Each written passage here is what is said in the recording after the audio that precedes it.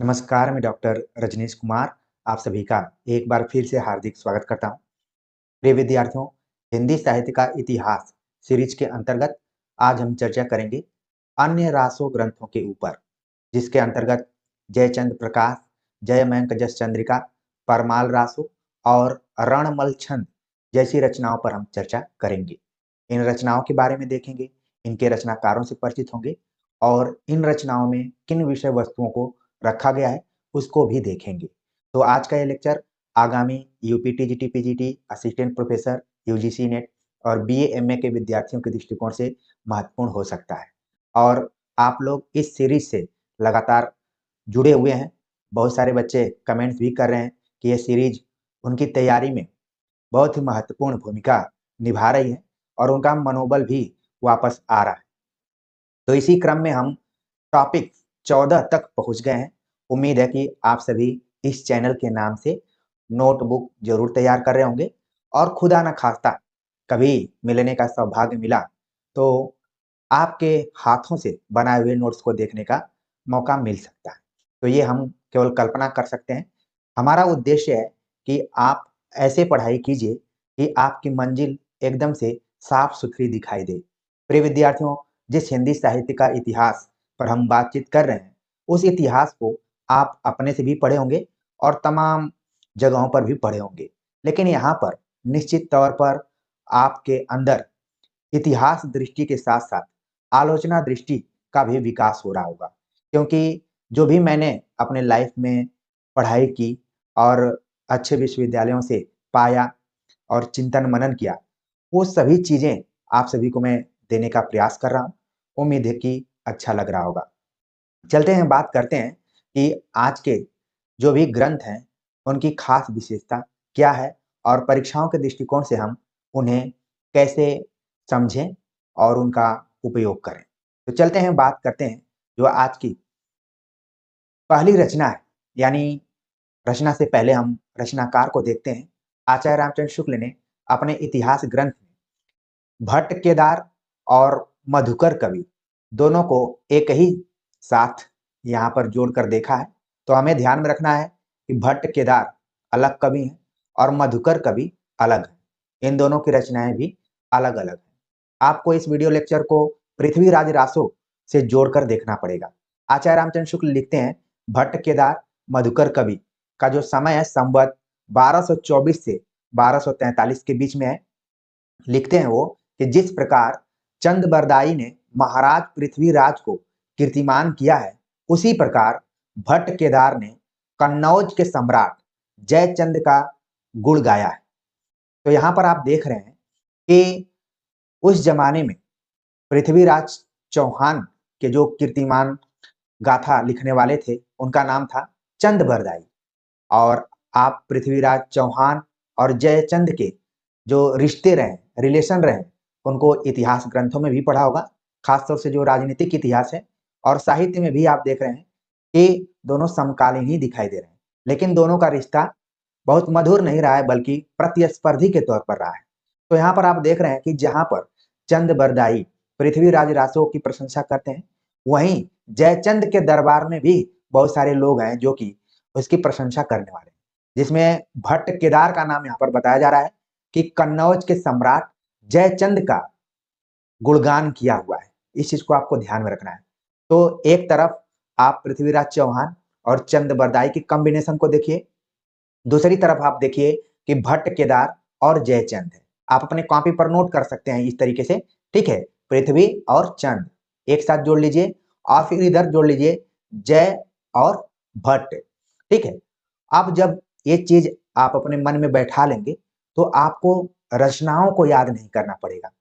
पृथ्वीराज रासो तुरंत आ जाएगा कि चंद बरदाई, और आपको तुरंत दिमाग में आ जाएगा कि जब भट्ट केदार कन्नौज के राजा यानी सम्राट जयचंद का गुणगान कर रहे हैं, इसका मतलब है कि वो उसके दरबारी कवि रहे। तो उन्होंने लिखा जयचंद प्रकाश। तो यहाँ पर आचार्य रामचंद्र शुक्ल लिखते हैं कि रासों में चंद और भट्ट केदार के संवाद का एक स्थान पर उल्लेख भी है, यानी कि चंद बरदाई और भट्ट केदार दोनों समकालीन रहे, लेकिन दोनों अलग अलग राजाओं के दरबार में रहे और प्रतिस्पर्धी राजाओं के दरबार में रहे। इस चीज को आपको विशेष तौर पर ध्यान में रखना है। अब तक आपने वन लाइनर किताबों में जरूर याद करके रखा होगा कि जयचंद प्रकाश भट्ट केदार की रचना है, लेकिन भट्ट केदार कौन है? जो कन्नौज के राजा जयचंद के दरबारी कवि हैं। और जयचंद का मुकाबला किससे होता है? पृथ्वीराज चौहान से होता है। और पृथ्वीराज चौहान के दरबार में कौन रहते हैं? चंद बरदाई रहते हैं। तो ये कॉम्बिनेशन है, जो रिलेशन है, इसको बिल्कुल आप ध्यान में रखिए, जिससे कि आपको कॉन्सेप्ट एकदम से क्लियर हो जाएगा, आप याद कर पाएंगे। अब आपको रटने की जरूरत ही नहीं है कि जयचंद प्रकाश किसकी रचना है। जयचंद प्रकाश भट्ट केदार की रचना है, और भट्ट केदार सम्राट जयचंद के दरबार में रहा करते थे, उनकी प्रशंसा करते थे। आगे लिखते हैं कि भट्ट केदार ने जयचंद प्रकाश नाम का एक महाकाव्य लिखा था। ये भी चीज आपको ध्यान में रखना है। जिस पृथ्वीराज रासो को हम हिंदी का पहला महाकाव्य मानते हैं, उसी के समकालीन भट्ट केदार ने भी जयचंद प्रकाश नाम का एक महाकाव्य लिखा। परीक्षाओं में पूछा जा सकता है कि जयचंद प्रकाश किस प्रकार की रचना है, मुक्तक काव्य है या फिर प्रबंध काव्य है, खंड काव्य है या महाकाव्य है। तो देखिए, इस लेक्चर के बहाने आपका ये क्लियर हो गया होगा कि जयचंद प्रकाश भट्ट केदार ने महाकाव्य के रूप में लिखा है। ठीक वैसे ही जैसे चंद बरदाई पृथ्वीराज चौहान की प्रशंसा करते हुए करीब 2500 पृष्ठों में उन्होंने लिखा। यहाँ पर तो पृष्ठों की चर्चा नहीं की गई है जयचंद प्रकाश के संदर्भ में, लेकिन महाकाव्य है। आगे लिखते हैं कि जिसमें महाराज जयचंद के प्रताप और पराक्रम का विस्तृत वर्णन था। इसी प्रकार का जयमयंक जस चंद्रिका नामक एक बड़ा ग्रंथ मधुकर कवि ने भी लिखा था।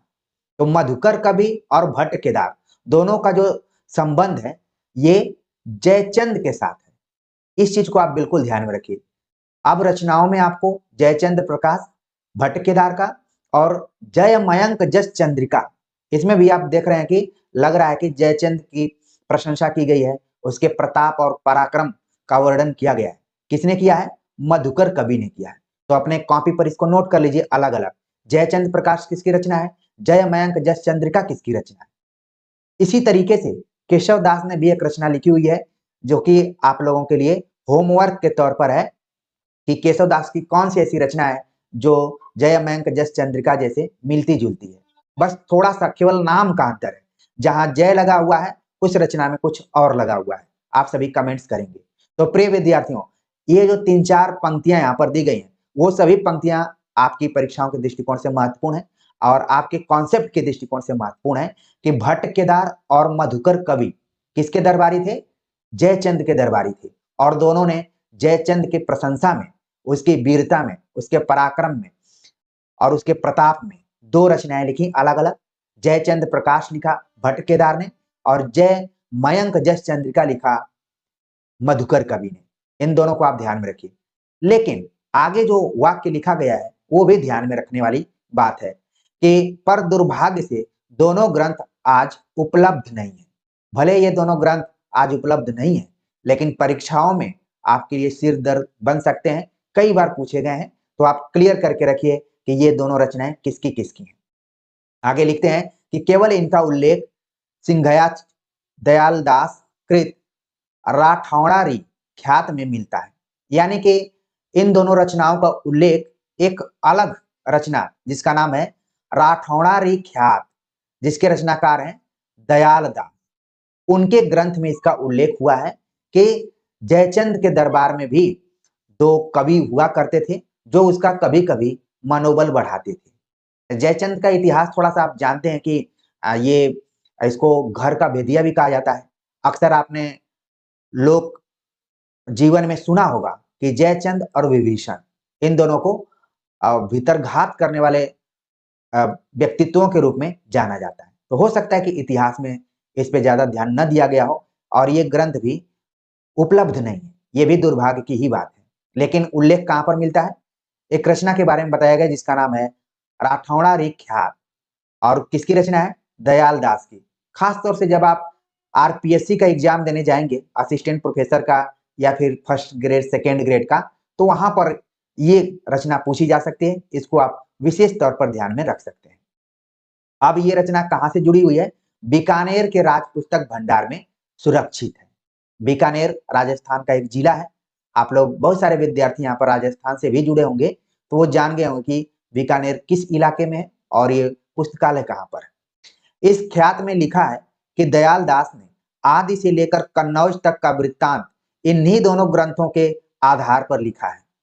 आप देख रहे हैं कि बताया कि ये दोनों ग्रंथ उपलब्ध नहीं है, लेकिन इन दोनों ग्रंथों का उल्लेख दयाल दास की रचना में दिखाई पड़ता है और दयाल दास के लिए दोनों ग्रंथ इतने महत्वपूर्ण हुए कि उन्होंने जो भी लिखा हुआ है उसमें आदि से लेकर कन्नौज तक का जो भी वृत्तांत है इसी इन्हीं रचनाओं के आधार पर लिखा हुआ है। तो आपने देखा कि भट्ट केदार और मधुकर कवि का क्या रोल रहा है और कैसे आदिकाल में उनकी रचनाओं का महत्व है। ठीक है, परीक्षाओं के दृष्टिकोण से बस सीधे सीधे पूछा जाता है कि कौन किसकी रचना है, ये ध्यान में रख लीजिए। लेकिन अब मान लीजिए बदलते हुए पैटर्न में यह सवाल पूछा जाता है कि भट्ट केदार और मधुकर कवि किसके दरबारी कवि थे, तो अब आप इधर उधर नहीं भटकेंगे, तुरंत आपके मन में आएगा कि जयचंद के दरबारी कवि थे। आगे बात करें तो शुक्ल जी लिखते हैं कि इतिहासज्ञ इस बात को अच्छी तरह जानते हैं कि विक्रम की 13वीं शताब्दी के आरंभ में उत्तर भारत के दो प्रधान साम्राज्य थे। एक तो था गहरवारों यानी राठौरों का विशाल साम्राज्य जिसकी राजधानी कन्नौज थी, जिसके अंतर्गत प्राय सारा मध्य देश काशी से कन्नौज तक फैला हुआ था। दूसरा चौहानों का जिसकी राजधानी दिल्ली थी, जिसके अंतर्गत दिल्ली से अजमेर तक का पश्चिमी प्रांत था। तो इसको हम मैप से भी यहाँ पर देख सकते हैं आप लोगों की सहूलियत के लिए। कौन कहता है कि हिंदी साहित्य के विद्यार्थियों को भूगोल पढ़ने की जरूरत नहीं है, इतिहास पढ़ने की जरूरत नहीं है, क्योंकि जब तक इन विषयों को आप नहीं जानेंगे हिंदी साहित्य और भाषा के विकास को बिल्कुल आप नहीं समझ पाएंगे। तो यहाँ पर देखिए आचार्य रामचंद्र शुक्ल ने लिखा कि उत्तर भारत में दो साम्राज्य मुख्य रूप से थे। एक तो था गहरवार जिसका इलाका आप देख रहे हैं, इस तरीके से मैं इंडिकेट करने का प्रयास किया हूं। इसकी दो राजधानियां थी, पहली राजधानी थी कन्नौज और दूसरी राजधानी थी काशी, जो कि आज आप देख रहे हैं कि वाराणसी के नाम से जाना जाता है। ठीक है, तो जब भी गहरवारों का इतिहास आपके दिमाग में आए तो साथ साथ में कन्नौज और काशी का भी जिक्र आएगा। और जो जयचंद का इलाका था वो यही इलाका था, कन्नौज का इलाका था, और उसका मुकाबला इधर होता था। एक था दिल्ली और जो भी चौहानों का वंश था, ये सब फैला हुआ था यहाँ तक, और आपस में साम्राज्य विस्तार को लेकर और जो भी रूपवती कन्या है उसको अपना बनाने के दृष्टिकोण से युद्ध हुआ करते थे बार बार। तो आप देख रहे हैं कि दिल्ली और अजमेर का जो इलाका है वो चौहानों का है। और साथ में आगे जब एक रचना पढ़ेंगे तो उसमें कालिंजर और महोबा का जिक्र किया जाएगा, जिसको कि बुंदेलखंड के नाम से भी हम जानते हैं। तो वो इलाका यहाँ पर है। ठीक है, तो मैप में आप देख रहे हैं कि जिस आदिकाल को हम पढ़ते हैं उसका इलाका कहाँ पर है। यही इलाका है मुख्य तौर पर आदिकाल का पूरा। जितने भी आदिकाल के ग्रंथ आप देखेंगे इतने दूर तक फैले हुए हैं, भौगोलिक दृष्टिकोण से उनका यही इलाका है। न उत्तर भारत से बहुत ज्यादा एकदम एकदम से उत्तरी छोर से कोई मतलब है और न कोई दक्षिणी छोर से मतलब है। ये पूरा इलाका जो हमारा आदिकाल का खंड है उसी से जुड़ा हुआ है। तो हो सकता है कि ये समझने में मैप आपके काम में आया होगा। और वैसे जब मैं एक विद्यार्थी के तौर पर कभी इतिहास पढ़ता था तो मैं भी केवल याद कर लेता था कि कन्नौज का संबंध जयचंद से था, अजमेर पृथ्वीराज चौहान था, महोबा में जगनिक का परमाल रासो, ये सब याद कर लेता था। लेकिन मुझे लगा कि जब किसी को समझाना हो सकता है कि आपके दिमाग में पहली बार ये चीज कौंधी हो कि अच्छा ये वाला इलाका इस एरिया में है, ये वाला इलाका इस एरिया में है और ये वाला इलाका इस एरिया में है। आदिकाल का आप देखेंगे मुख्य तौर पर 3-4 इलाके रहे हैं जहां पर राजा शासन करते थे, वहां पर उनके दरबारी कवि रहा करते थे और उनका अतिशयोक्तिपूर्ण वर्णन करते थे, वीरता का बखान करते थे। तो ये वो इलाका रहा है जिसके तरफ आचार्य रामचंद्र शुक्ल संकेत कर रहे हैं। तो आपको मैप भी दिमाग में बैठ गया होगा। आगे लिखते हैं कि कहने की आवश्यकता नहीं कि इन दोनों में गहरवारों का साम्राज्य अधिक विस्तृत, धन धान्य संपन्न और देश के प्रधान भाग पर था। जाहिर सी बात है जो जो गहरवारों का क्षेत्र है वो थोड़ा सा अपेक्षाकृत बड़ा है, और जिसमें कन्नौज हो, काशी हो, जिसको कि हम मंदिरों का शहर करते हैं, तो जाहिर सी बात है कि इधर धन धान्य रहेगा ही और क्षेत्र भी इसका विस्तृत है। गहरवारों की दो राजधानियां थी, कन्नौज और काशी। आपके दिमाग में पहले ही बैठ गया होगा। इसी से कन्नौज के गहरवार राजा काशीराज कहलाते थे और काशी के आसपास का जो एक इलाका है, उसको एक भाषा के दृष्टिकोण से काशिका भी कहा जाता है। इस चीज़ को भी आपको ध्यान में रखना है। इसको काशीराज कहा जाता था और यहाँ की जो भाषा है उसको हम काशिका भी कहते हैं। पहले एक पत्रिका भी निकाली जाती थी काशिका नाम से, शायद वर्तमान में निकलती है कि नहीं निकलती है, ये शोध का विषय हो सकता है। लेकिन जब मैं बीएचयू में बीए का विद्यार्थी था, तो मैं एक अपने सीनियर के रूम पर देखा था, काशिका पत्रिका थी। तो बीएचयू के विद्यार्थियों के लिए काम है कि वो कमेंट्स करके बताएं कि क्या ये पत्रिका अभी है कि नहीं है। हालांकि वाराणसी तो मैं भी जाते रहता हूँ, लेकिन अब जाऊंगा तो जरूर पता करूंगा। तो गहरवार के राजाओं को काशी राज भी कहा जाता था। इस चीज को ध्यान में रखना है। जिस प्रकार पृथ्वीराज का प्रभाव राजपुताने के राजाओं पर था, उसी प्रकार जयचंद का प्रभाव बुंदेलखंड के राजाओं पर था। बुंदेलखंड के राजाओं को आप देखिए कि जयचंद का इलाका इधर है, तो कभी कभी आ जाता था जयचंद इधर बुंदेलखंड के इलाके में, और कभी कभी इधर भी युद्ध कर लिया करता था। ठीक है, पृथ्वीराज रासों में पूरा आपने देखा। तो जयचंद, ऐसा लग रहा है कि उस जमाने में एक चुनौतीपूर्ण व्यक्तित्व तो था। मतलब कहा जाए तो जो भट्ट, केदार और मधुकर कवि ने लिखा है, शायद उन लोगों ने कुछ अच्छा ही लिखा होगा जयचंद के बारे में। उसका प्रभाव था। कालिंजर या महोबे के चंदेल राजा परमर्दी देव, यानी जिनका नाम है परमाल, जयचंद के मित्र या सामंत थे।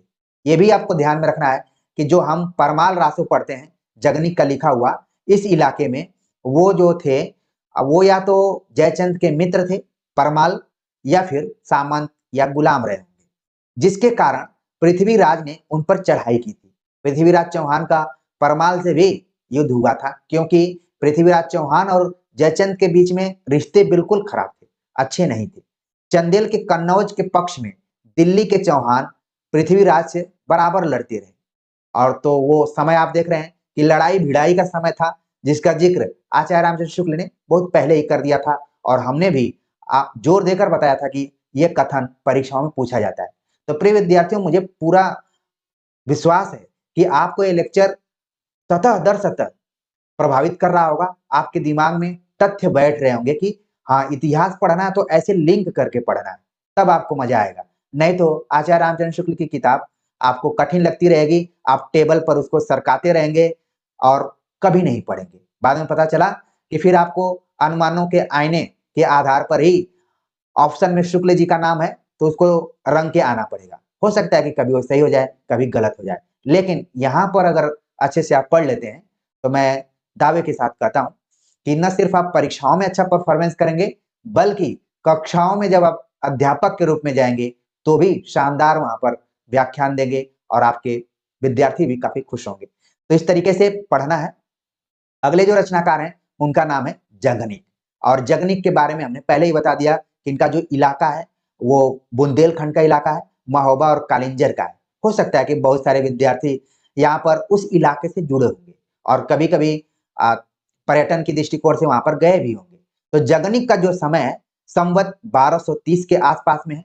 ऐसा प्रसिद्ध है कि कालिंजर के राजा परमार के यहाँ जगनिक नाम के एक भाट थे, जिन्होंने महोबे के दो देश प्रसिद्ध वीरों आल्हा और उदल, यानी उदल का नाम यहाँ पर बताया गया उदय सिंह, के वीर चरित का विस्तृत वर्णन एक वीर गीतात्मक काव्य के रूप में लिखा था, जो इतना सर्वप्रिय हुआ कि उसके वीर गीतों का प्रचार क्रमशः सारे उत्तरी भारत में, विशेषतः उन सब प्रदेशों में जो कन्नौज साम्राज्य के अंतर्गत थे, हो गया वहां पर। जगनिक के काव्य का आज कहीं पता नहीं है, पर उसके आधार पर प्रचलित गीत हिंदी भाषा भाषी प्रांतों के गांव गांव में सुनाई पड़ते हैं। ये गीत आल्हा के नाम से प्रसिद्ध हैं और बरसात में गाए जाते हैं। तो कई बार परीक्षाओं में पूछ लिया जाता है कि आल्हा खंड किसका दूसरा नाम है, तो परमाल रासू का नाम आपको ध्यान में रखना है। और ये आल्हा किस ऋतु में गाया जाता है, तो बरसात में गाया जाता है। इस चीज को भी ध्यान में रखना है। कई किताबों में वर्षा भी लिखा हुआ है। तो आप देख रहे हैं कि जगनिक का जो काव्य है वो प्रामाणिक तौर पर कहीं उपलब्ध नहीं है, लेकिन लोक जीवन में, इसलिए आप देखेंगे आदिकाल का जुड़ाव लोक जीवन से भी है।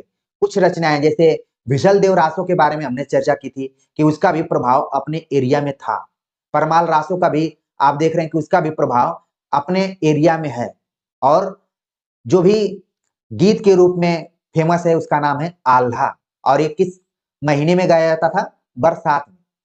गाँव में जाकर देखिए तो मेघ गर्जन के बीच में किसी अल्हैत के ढोल के गंभीर घोष के साथ यह वीर हुंकार सुनाई देगी। 12 बरिस ले कुकर जिए और 13 ले जिए सियार, बरिस 18 छत्री जिए, आगे जीवन को धिक्कार।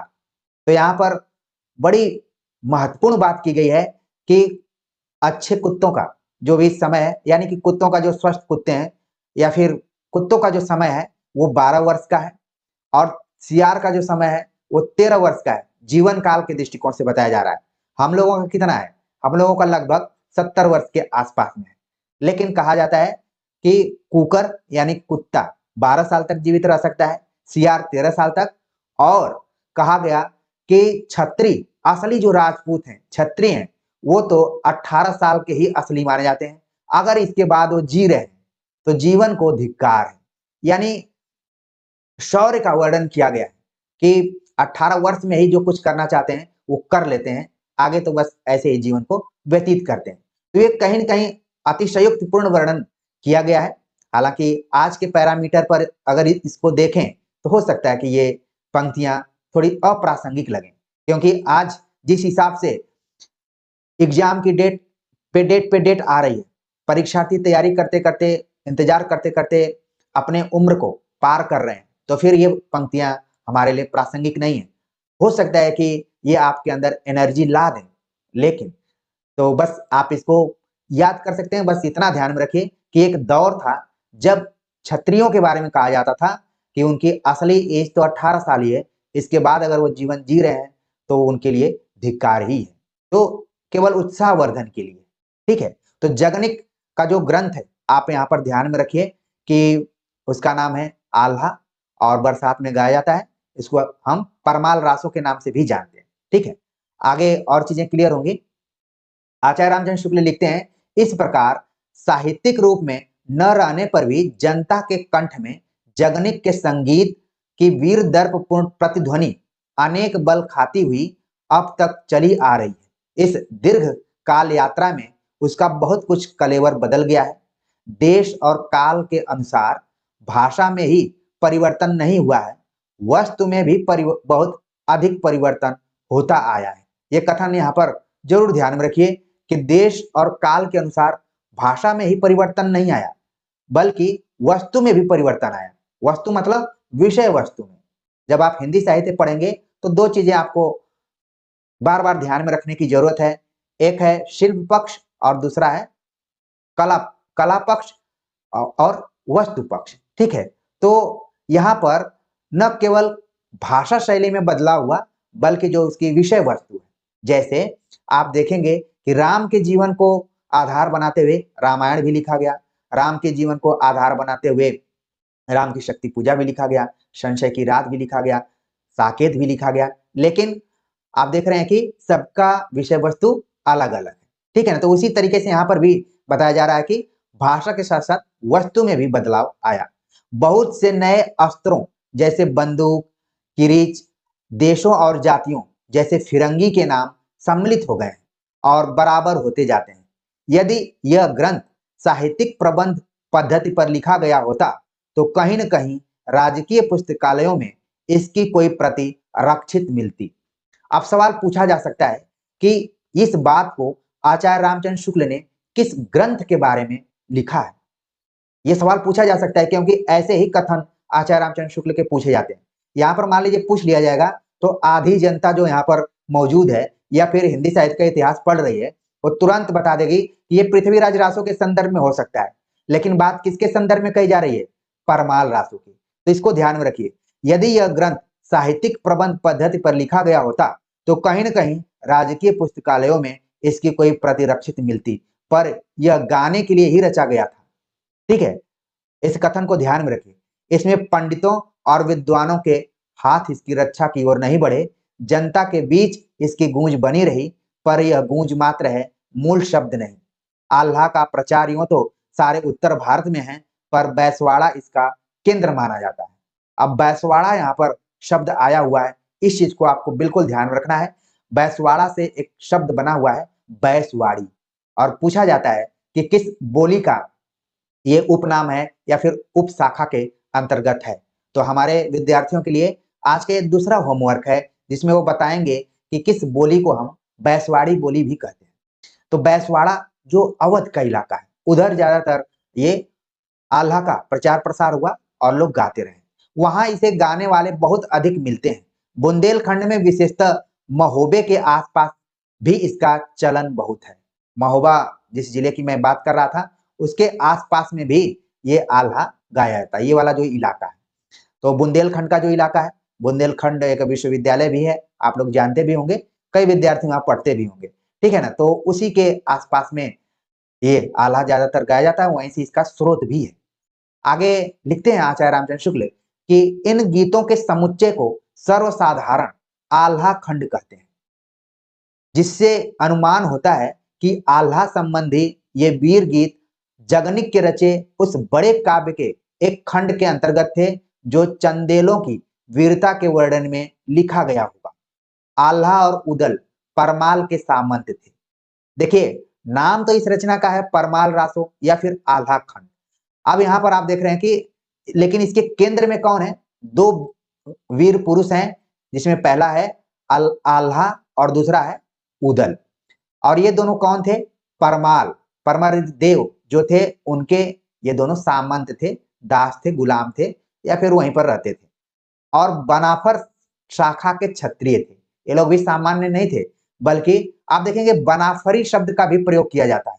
हमने अभी इसके पहले बैसवाड़े के बारे में चर्चा की, यहाँ पर बनाफरी यानी बनाफर शाखा के क्षत्रिय थे। तो एक लोकगीत से आप देखेंगे, अब बनाफर या बनाफरी का संबंध है, वो किस इलाके से आपके दिमाग में आ गया होगा कि बुंदेलखंड का जो इलाका है।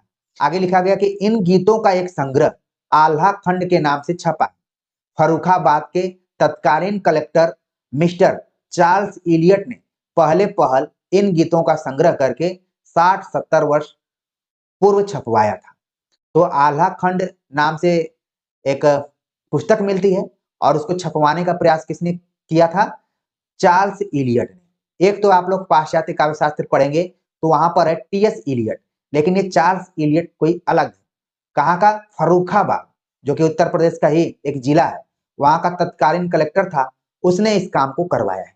आजकल के कलेक्टर साहित्य ग्रंथों को कितना सुरक्षित रखते होंगे, ये कल्पना की बात है, लेकिन फर्रुखाबाद के उस समय के जो कलेक्टर थे, जिलाधिकारी थे, चार्ल्स इलियट, उन्होंने आल्हा खंड की एक प्रति को रखा, छपवाया था उसको। और गीतों का संग्रह है, इस चीज को ध्यान में रखना है। तो आल्हा खंड को आप समझ गए होंगे। अब अगले जो रचनाकार हैं, उनका नाम है श्रीधर। इन्होंने संवत 1454 में रणमल छंद नामक एक काव्य रचा, जिसमें ईडर के राठौर राजा रणमल की उस विजय का वर्णन है, जो उसने पाटन के सूबेदार जफर खां पर प्राप्त की थी। ठीक है, तो रणमल का यहाँ पर बताया जा रहा है कि इसमें ईडर के राठौर राजा रणमल की विजय का वर्णन किया गया है। और किस पे विजय उन्होंने की थी? पाटन के सूबेदार जफर खां को उन्होंने हराया था। उसके लिए एक पद यहाँ पर लिखा गया है कि ढम ढमई ढम ढमकार ढंकर ढों ढोल जंगिया सुर करही रण शरणाई समुहिर सरस रसी समरंगिया कल कलही काहल कोडि कल रवि कुमल कायर थरहरही संचरई शक सुरताण साहण साहसी सवि संगरई। तो ज्यादातर आप देख रहे हैं कि इसमें खास ध्वनि का उच्चारण हो रहा है, नाद सौंदर्य इस पूरे पद में है, और ज्यादातर आप देख रहे हैं कि अनुप्रास अलंकार इसमें दिखाई पड़ रहा है। तो श्रीधर का जो काव्य है रणमल छंद, कई बार परीक्षाओं में पूछा जा चुका है कि किसका काव्य है, तो इसको आपको ध्यान में रखना है। और किस राजा के विजय पर लिखा गया है? रणमल। ईडर के राठौर, इस चीज को भी आपको ध्यान में रखना है, और जफर खां को भी ध्यान में रखना है। और पंक्तियां अगर ध्यान में रखेंगे तो ज्यादा बेहतर रहेगा। तो इस तरीके से जो अन्य रासो ग्रंथ थे, उनके बारे में हमने चर्चा की। उम्मीद है कि बातें समझ में आ गई होंगी, कॉन्सेप्ट भी क्लियर हो गया होगा। तो आप सभी के कमेंट्स का मुझे इंतजार रहेगा। और आप देख रहे हैं कि बातों ही बातों में हम लगभग आदिकाल की समाप्ति की ओर हैं। बहुत सारे विद्यार्थियों को ये आभास ही नहीं हुआ होगा कि कब हमने शुरू किया था और कब हम समापन की ओर हैं। तो जब आप नियमित रूप से कोई काम करते हैं, तो आपके ऊपर किसी भी तरीके का दबाव नहीं आता है। अगर आप समय से पहले सतर्क हैं, तो आपको काम करने में आनंद आता है। लेकिन अचानक अगर आप काम को लेते हैं, आपके पास कम समय है और तब आप दबाव में आ जाते हैं और मुश्किलें बढ़ जाती हैं। तो इसलिए ये मानकर चलिए कि जब तक यूपी, टीजीटी, पीजीटी के एग्ज़ाम नहीं हो रहे हैं और जो समय मिला है, उसका उपयोग करना है, पढ़ते जाना है और वो एग्ज़ाम तो होंगे ही होंगे। तो ऐसा नहीं है कि डेट आए, इसके बाद आप भाग-दौड़ शुरू करना कर दें इधर-उधर। कहीं किसी का नोट्स खरीद रहे हैं, कहीं किसी कोचिंग में जॉइन कर लिए, तो वहाँ पर भी आपको टाइम देना पड़ेगा। तो क्यों ना जब आपको निःशुल्क तरीके से पढ़ाया जा रहा है, आत्मीय लगाव के साथ पढ़ाया जा रहा है, अपना मानते हुए पढ़ाया जा रहा है, तो आप उसका लाभ उठाएँ। तो प्रिय विद्यार्थियों, मन में तो बहुत सारी बातें होती हैं, लेकिन समय को भी देखना पड़ता है। तो मिलते हैं एक नए टॉपिक के साथ, तब तक के लिए नमस्कार।